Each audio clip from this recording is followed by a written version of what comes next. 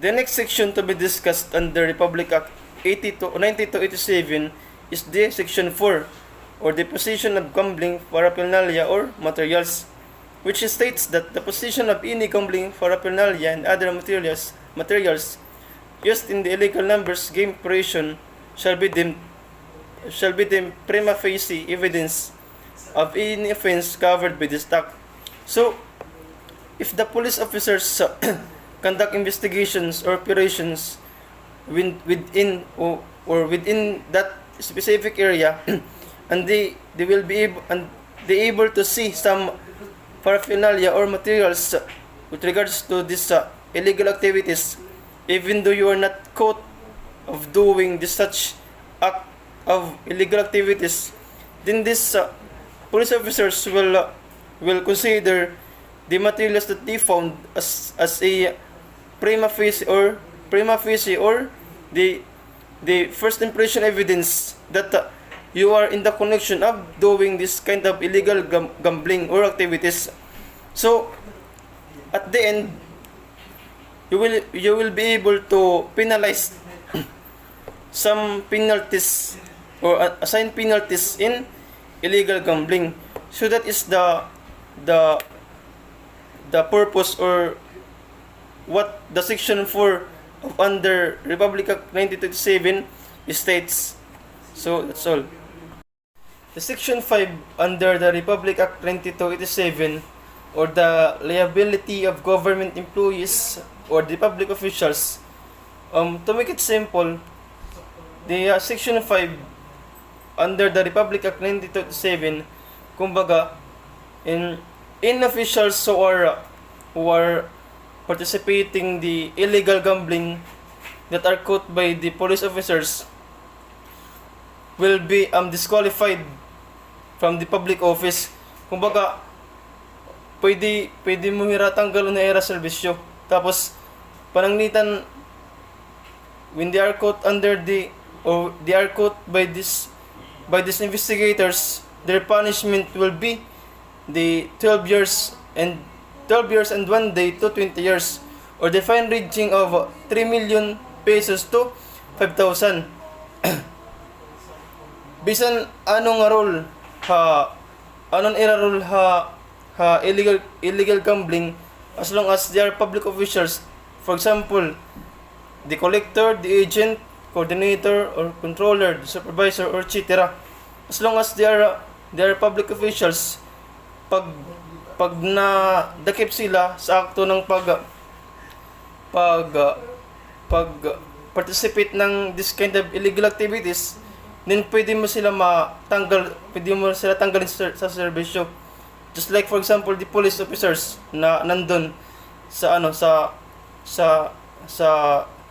illegal games na to, pwede mo sila ipagtanggal as police officers.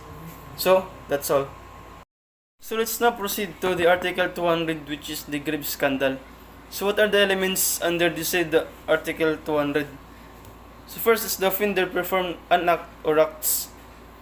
Such act or acts by scandalous or offending against decency or good customs. Next is the highly scandalous conduct is not expressly falling within any other article of this code, and the act or acts complained of be committed in a public place or within the public knowledge. So when we say grave scandal, it talks about the crime that performs any scandalous offend against decency and good custom. Kumbaga, paninira, pagpapahiya ng isang tao sa publiko. So that is what the grave scandal said. The 200 or Article 201, which is the immoral doctrines, states that anything or any activities that shows to the public that are not, or that contradicts the public morals. So let's take an example, this term pornography, which are, or alam naman natin na this term pornography consists of malasawang imahe or videos. So by that, this pornography, since these are contradicts or contrary to public morals, So that's why this is considered as immoral doctrines. So not only by watching videos can express or can can expound this kind of immoral doctrines, but we have also the different kinds of arts, just like this sculpture, the literatures, or even the theaters or cinematographs or other places, as long as it can shows or ipapakita ng mga di kayang-ayang larawan or videos na di bagay or di kaya-ayang pakita sa publiko. So that's all. Now let's discuss the Article 202, which is the prostitutes. It defines as a crime only women can commit. For the purposes of this article, women who for a money or profit habitually indulge in sexual intercourse or lascivious conduct are deemed to be prostitutes. So this article refers to any women who exchange their body for profit or conduct sexual intercourse or lascivious. So it is called prostitutes. So if someone arrested as prostitutes, then they will penalize or they will punish in a range of fine of 200 or 2,000 pesos. So that's all about the Article 202 for the prostitutes. Next that we are going to discuss is all about the Article 210, the crime of direct bribery. The elements is that the accused is a public officer, that he received directly or through another some gift or present, offer or promise, that such gift, present or promise has been given in consideration of his commission of some crime or any act not constituting a crime, or to refrain from doing something which is officially duty to do, and that the crime or act relates to the exercise of his function as public officer. Okay, I give you a scenario na nagpapakita or na-tackled about hininga crime of direct bribery. Example is a police officer is arresting an suspect. Tapos while gina-arrest niya itong suspect is itong suspect nag-offer iya in amount of money kapalit hit iya kalayaan. Therefore itong kwarta nga ginaalok or ginahatag ito public or sigda police officer is iya ginkarawat. Tapos itong suspect is iya ginpalaya or ginpatakas. Ito pala dida masisiring na naton nga ito nga police officer is nag-commit an crime or an iya na commit na crime is direct bribery. That's it. Article 211, indirect bribery. The penalties of prison correctional in its medium and maximum periods, suspension, and public censure shall be imposed upon any public officer who shall accept gift offer to him by reason of his office. Like for example, usa ako nga professor ha private school.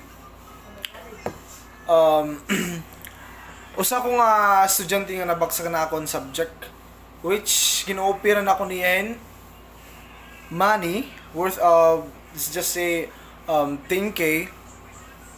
Pero han pagbayad niya gingadto niya kandin. Ha tapos hindi na niya kuan kumbaga way para may nga dito nga kwarta akon nga 10k. So indirect kay tungod may na-involve pa sa nga tao bago ito nga kwarta may nga di akon. That is right, indirect bribery.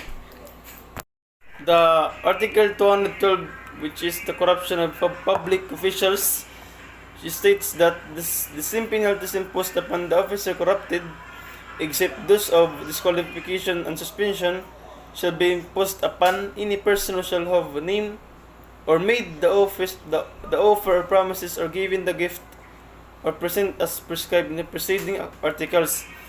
So corruption is the most common crime that the public officials committed. Corruption is taking the funds for the public, sana, but for the intention of this public officials, ira to kukuha. So when that public officials accused of corruption, so the penalties that he must face is the disqualification of his position as a public officials. So that's all. The last that we are going to discuss, it's all about the Article 213, frauds against the public treasury and similar offenses. When we say frauds, panloloko against the public treasury, when say public treasury, involved na indinian, may involved na din nga money. Yeah. Like for example, usa nga local government is may dahira project na ginihimo. And most particularly, ang nakaputi ng kwarta is the treasurer yan, nagbabudget hini. So, dapat ang budget lahi itong particular project is let's just say 1.5 million, and then ang iya ginkuha or ang iya ginkuha na kwarta ditohan pondo is 2 million, but ditohan settle of account hito nga project ang iya ginbutang nga to nga amount la or ang ira ginkuha kwarta or nagasto is 1.5 billion. Kumbaga dida pala may makikita to na nga iya gin-defraud or gin-adjust an amount of money on that particular project para hit iya personal gain. That's it.